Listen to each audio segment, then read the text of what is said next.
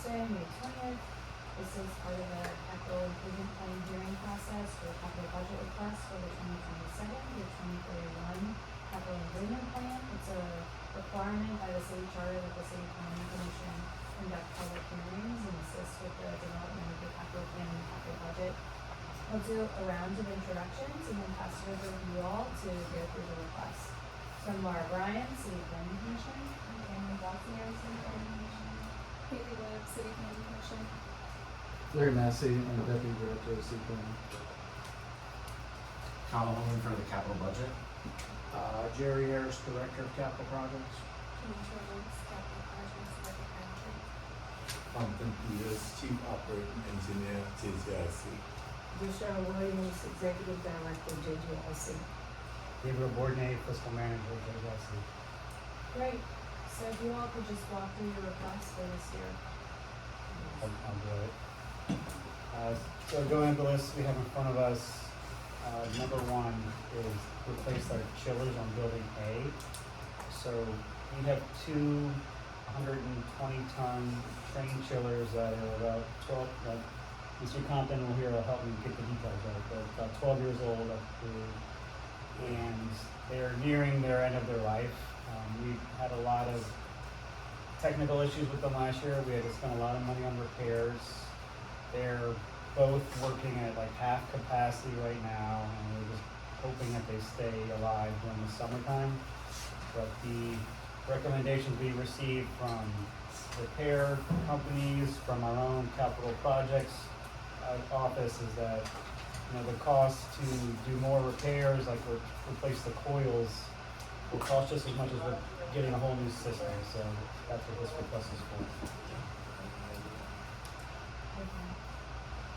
I think it would be important to also note that JJIC was without air for several months in 2025. However,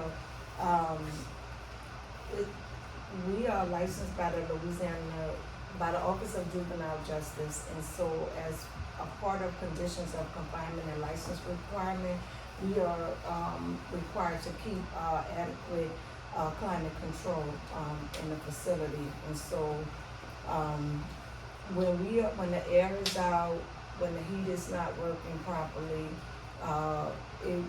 it's a potential risk for fines and fees for the city of New Orleans on a daily basis.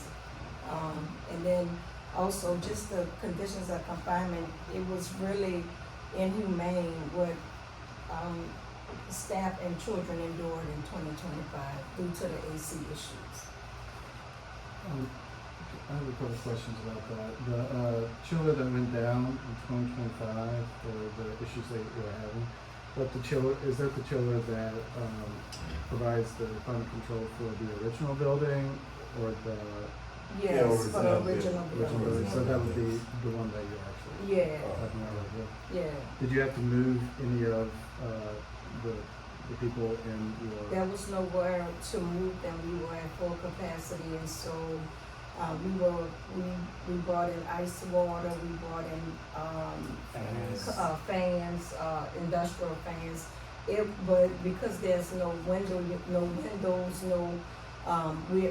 you're surrounded by cinder blocks. The conditions were ridiculous. We resulted to staff having to change uniforms because they were literally sweating out of the standard uniform. So we just allowed them to wear t-shirts and shorts to work for those that did show up, and a lot of people were sick. Because we are a institution, a detention institution. We also ran the risk for mass outbreaks for just everything. Mm-hmm. It was ridiculous. How long is it? Well, about five or 6 months. Yeah, 5 or 6. Summer of 2025. Like- It would work for a day, then it would turn off for a day. Right. And the concern for me was someone's child possibly having a heat stroke. We had staff that was just like, I can't take it. We were already operating at a disadvantage with a shortage of staff, so if people quit because of the climate conditions inside of that environment, I mean, the city dodged some bullets in terms of, liability, cause like we had a kid with a nosebleed, and we pulling him out of his room and just kinda like letting him all but sleep on the rec yard, because the air was more refreshing on the rec yard than being in the cell. What is open capacity? 70, we can house up to 76. And this equipment isn't too old, is it? Maybe about 10 years, like the original to the building. Right, but it's outdoor. It's on the roof, Yeah. and since that the time that it was installed, we went through like 2 major hurricanes.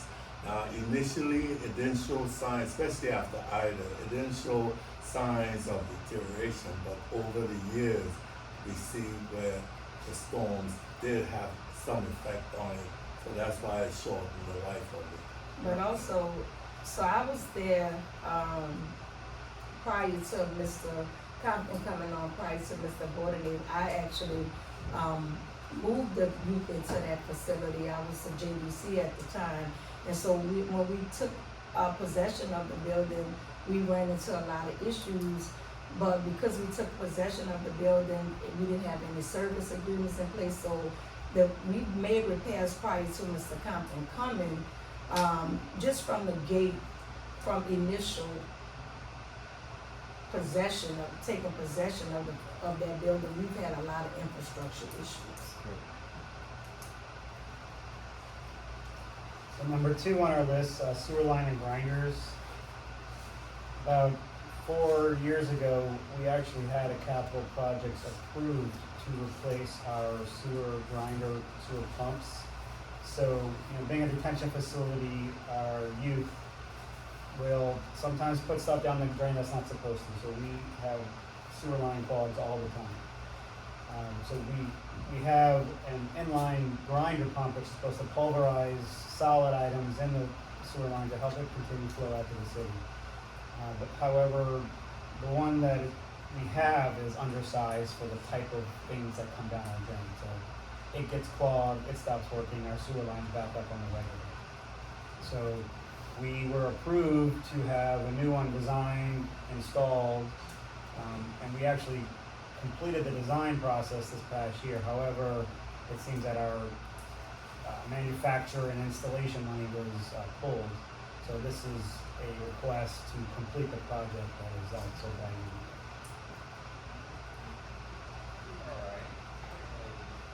Any questions? So next is the surveillance camera operating system consolidation. And presently, it's 2-part. Presently, we do have, and maybe Ms. Williams can speak more about that. We do have half or a portion of our system down because it's technology, and one of the servers that runs the system is not working. So we do need to spend at least about $40,000 on replacing that server.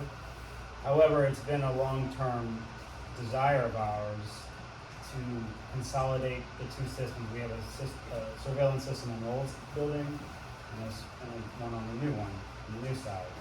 And so it forces us to have to maintain 2 systems with 2 different companies. It would just be much simpler, more robust, that if we just had one system that worked well. And part of the issue is that if we have Johnson Control and then we have the Vigilance system. So if we run into issues with Johnson Control and we call them out to do a repair, when they make their repair, then the Vigilance system goes down. And so when we call the Vigilance out to make their repairs, then we run into issues with the Johnson Control. If we consolidate the system, just one system, I think just do a complete overhaul. I think that may resolve the issues that we're having. I think we have approximately 205 cameras or something like that. Those cameras are crucial and vital because if there's an incident in a facility, being able to retrieve the footage, especially if there's an investigation to kind of, help support what happened in that time and moment, is critical. We have a active investigation going on right now, but because the camera system was down, I don't have anything to support, what happened, on a specific unit. So,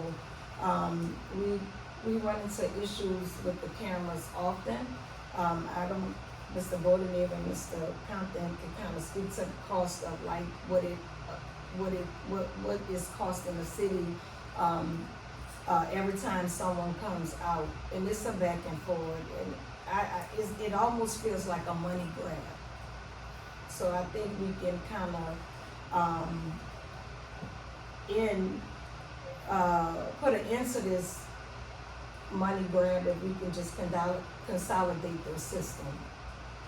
Of the two systems that you're using, are you wanting to consolidate to one of the two that you use, so about 50% would be replacement, or? Yeah. Okay.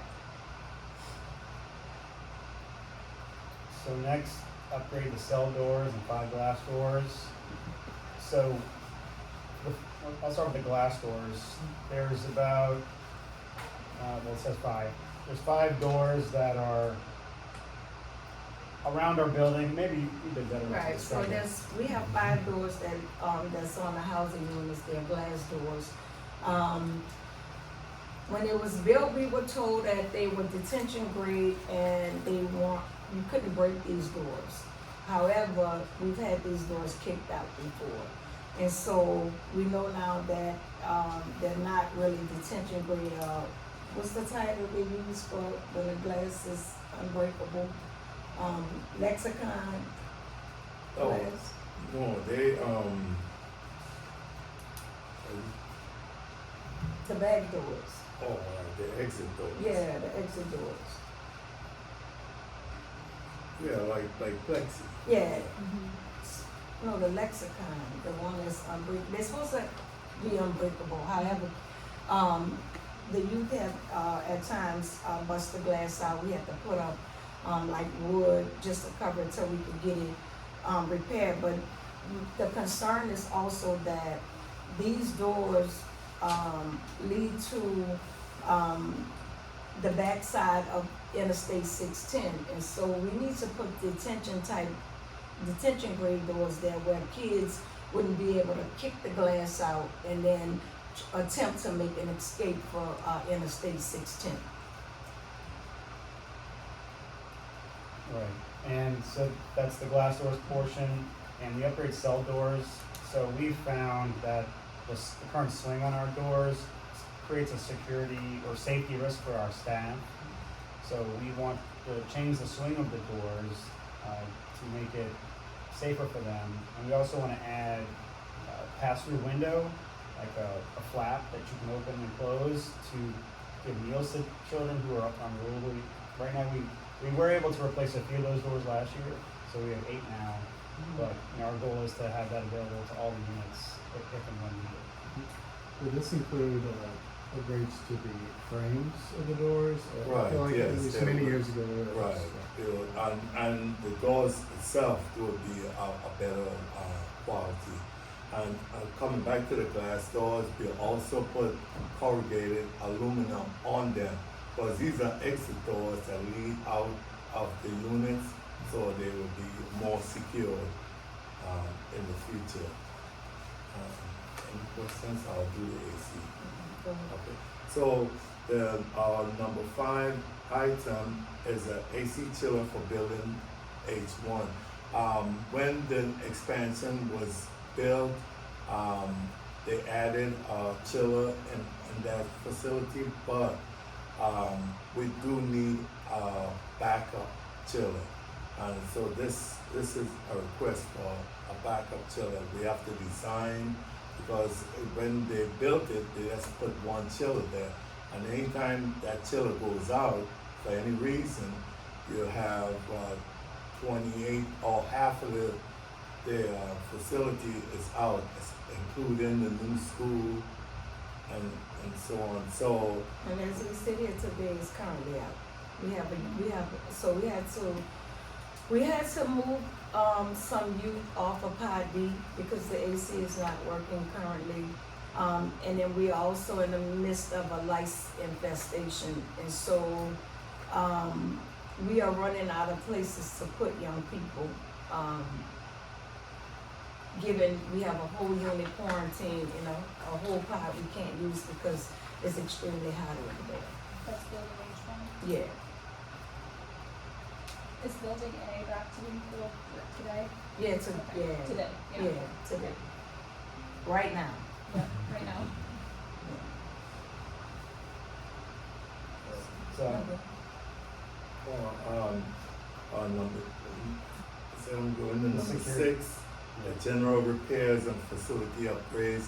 This would be, as time goes on, you know, and our guests that occupy the space, there's a lot of repairs that need to be done around the windows, caulking, non-thick caulking, and other, they would damage the walls and the flooring, stuff like that. So this we'll try to keep up with, keep the facility up, before it falls in further disrepair or,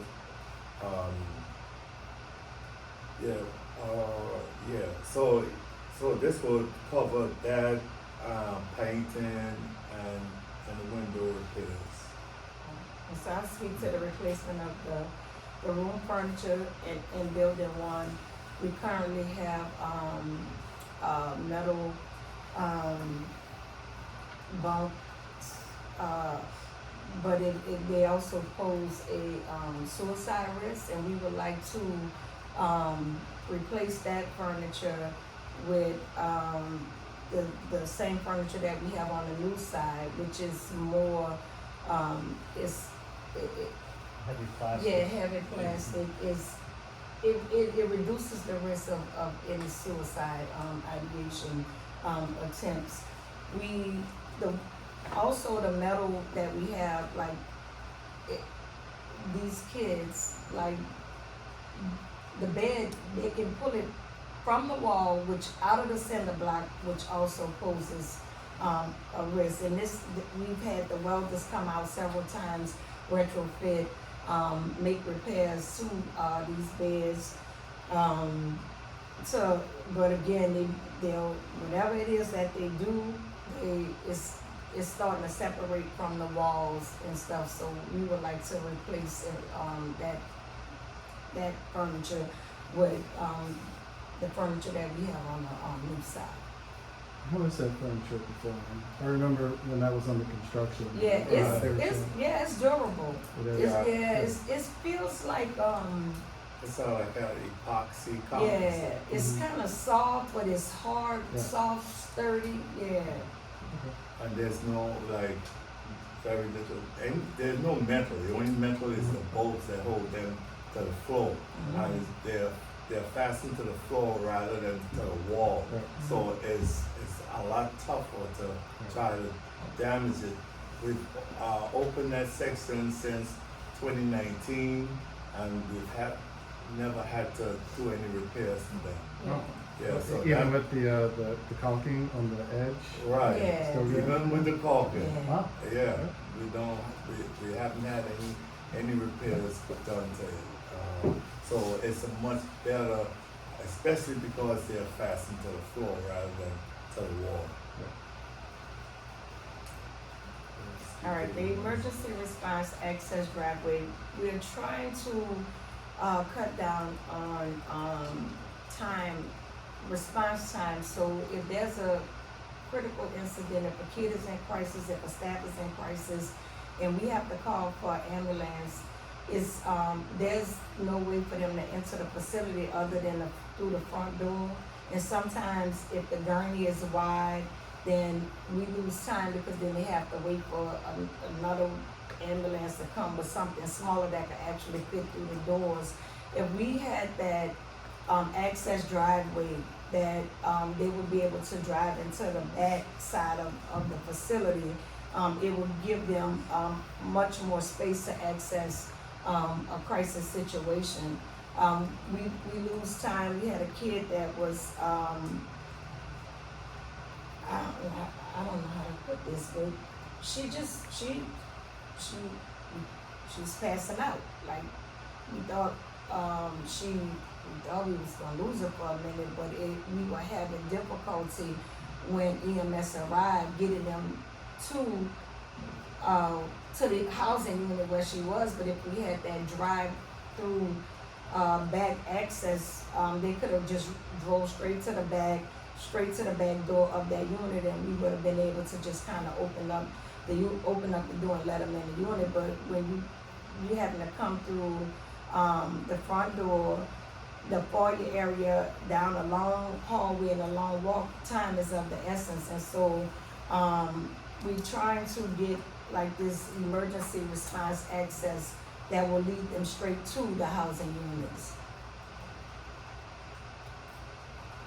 And any questions? The last piece is the security fence and covered walkway. So we have a training center behind our building, that we often use. However, there's a walkway that is open to the exterior, and that one of the doors that leads there is one of the glass doors we want to retrofit.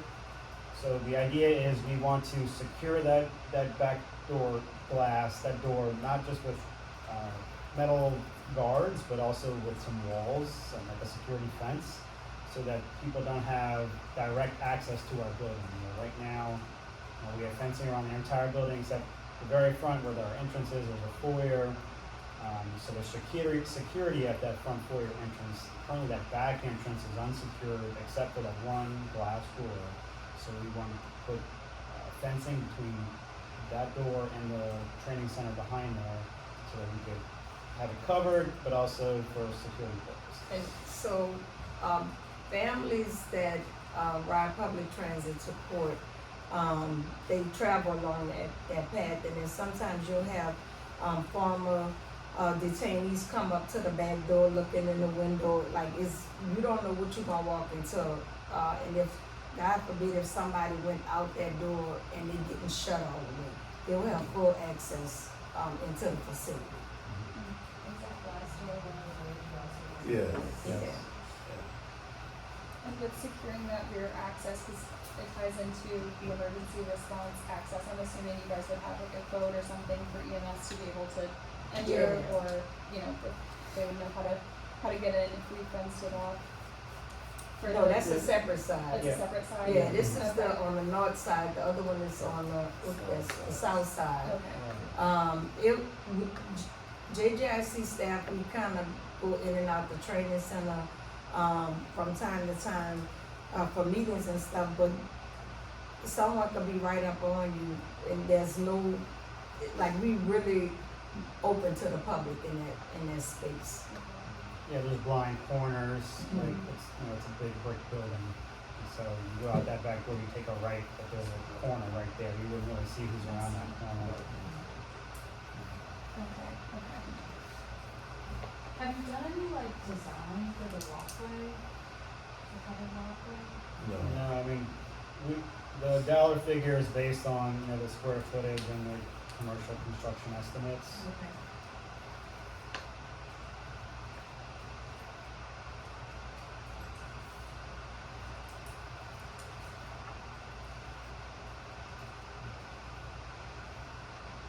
I guess we figured, if to spend money on someone to do that design, we first always want to know that there would be money coming down the road to actually Yeah. buy it.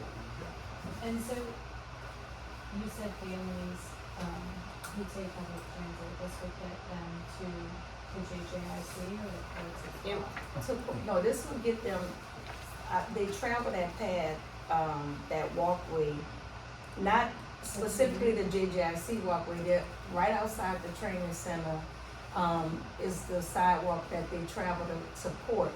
But coming back, sometimes they come right through the grass and up to the back door.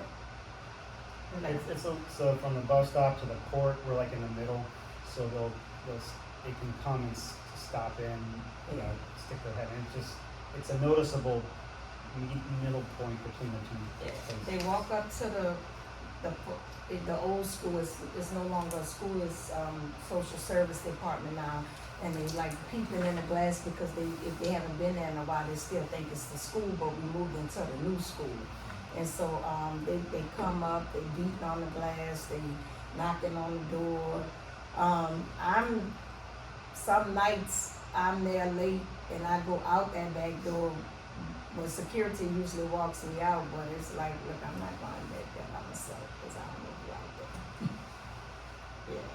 Yeah, the training center we use a lot for employee training purposes, so, you know, there's a lot of traversing that walkway throughout the day, pretty much every work day. Okay.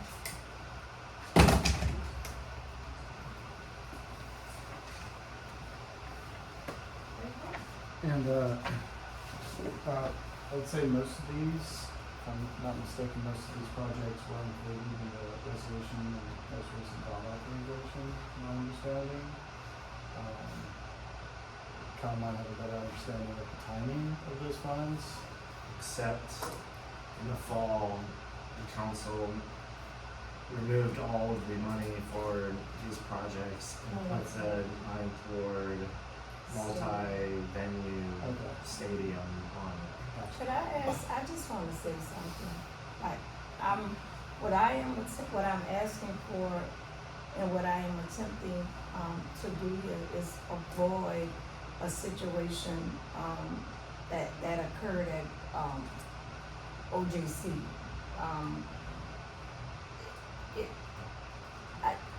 It's a jail, and I think it should be secured and maintained as such. And the worry for me, and what keeps me up at night, is that we have a lot of things that's undone in that building, and I worry again, like, about someone's kid possibly passing away, because the air is out and it's extremely hot and they done had a heat stroke in the middle of the night. If there's an issue and the cameras aren't working and functioning properly, and something happens, like, it's a huge risk, it's a huge liability.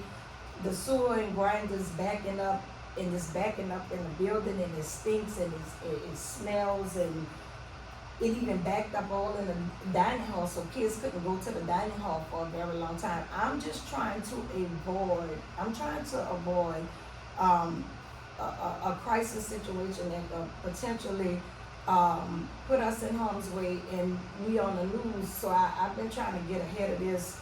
A lot of this stuff has just been lingering for a very, very long time, and so I'm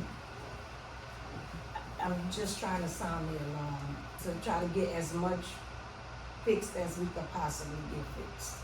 So that is why a lot of these projects were selected for that bond proposition. But given the reality then of what happened, have you met with the council to express the needs that are outstanding, so that there is that same understanding that we have about the need, so that they have that same understanding? I go quarterly to the criminal justice committee meetings, and I speak before the council, and if you go back and watch, I'm singing the same song. Like, I knew this administration kind of inherited some of this, but I've been singing the same song since I was in the interim position of director. And when I moved into the permanent position, I'm like literally pleading, can we just fix these things? Can we just for once treat JJIC like a public safety agency? Because I feel like we often get ignored and passed over because nothing is happening in there. And when I mean nothing is happening, no negative press is coming out. But the minute something goes wrong, somebody somewhere gonna be calling for my resignation, and I'm gonna be saying, no, I've written letters, I've sounded the alarm, I've met with council. Every time I'm in front of the council, I'm literally saying everything that I'm saying in this room. I think when I spoke to you And I was asking about the grinders, and I'm like, well, how they give us something and they take it back? They know the severity of this, and you kind of, it's like, well, I'm kind of new here, and I'm just following through.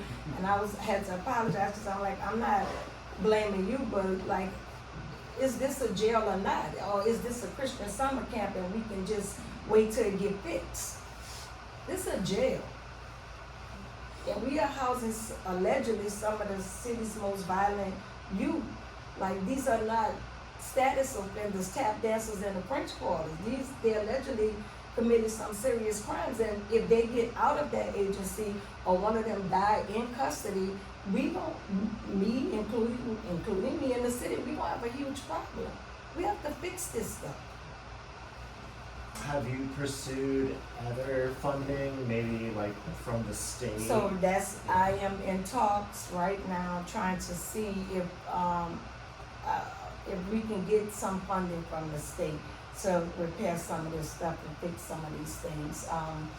At my last meeting, Councilmember Leslie Harris, I didn't know that was an option, and so she kind of set the stage and kind of gave me some information to follow up on, and I am currently doing that. Thank you.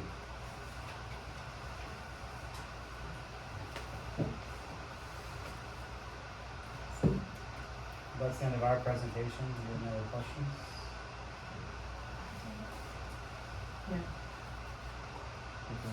I would encourage, you know, it sounds like you're in front of the council committee meetings, but I would just try and get their attention outside of that as much as you can too. Oh, they come when They know. they know. Okay. They know. They know me. Well, I don't know then.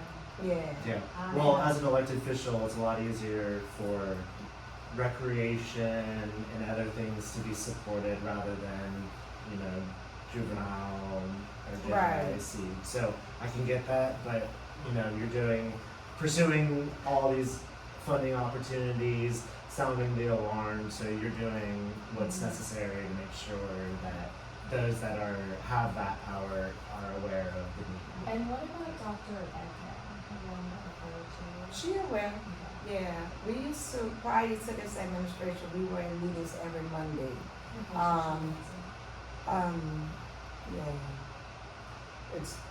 We definitely haven't been shy about, you know, making known our needs. And the resolution that you speak of, you know, we spoke about it at our last public safety committee meeting. We expressed our concern about that, and the reply that we got was that, you know, the multi-sport facility would serve more people than JGIC serves. But I think the scope and the importance of what we do maybe wasn't given the weight that it should have. Well, we thank you all for being here.